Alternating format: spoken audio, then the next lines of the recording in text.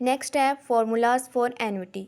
Annuity means जिसमें equal amounts होती हैं। इसकी टू टाइप्स है, एक ऑर्डिनरी एन्युटी होती है और एक हमारे पास ड्यू एन्युटी होती है। ऑर्डिनरी एन्युटी में जो पेमेंट्स होती हैं हमेशा साल के लास्ट पे की जाती हैं।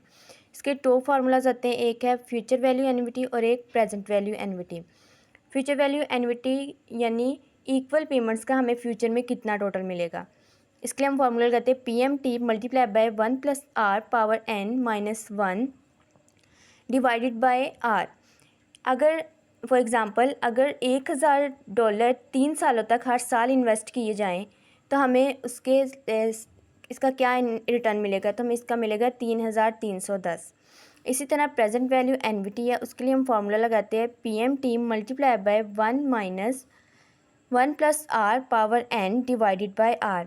अगर फॉर एग्ज़ाम्पल अगर 3 साल के लिए 10% रेट पर हर साल के आखिर में $1000 मिलते हैं तो इसकी प्रेजेंट वैल्यू क्या होगी।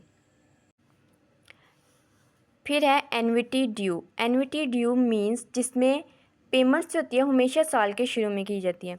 इसके भी दो फार्मूलाज आते हैं, एक फ्यूचर वैल्यू एन्युटी ड्यू और एक present value annuity due. Future value annuity due का भी formula as it is future value annuity की तरह ही है, सिर्फ इसमें 1+R की जो है वो एडजस्टमेंट की जाती है।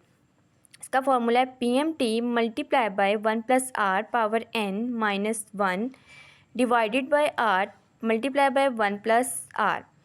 यानी अगर $1000 3 सालों तक हर साल इन्वेस्ट किए जाएंगे तो हमें उसका फ्यूचर में कितना साल के शुरू में मिलेगा, तो हमें मिलेगा 3641। इसी तरह प्रेजेंट वैल्यू एन्युटी ड्यू का भी फॉर्मूला प्रेजेंट वैल्यू एन्युटी की तरह ही है, सिर्फ इसमें भी 1+R की एडजस्टमेंट की जाती है।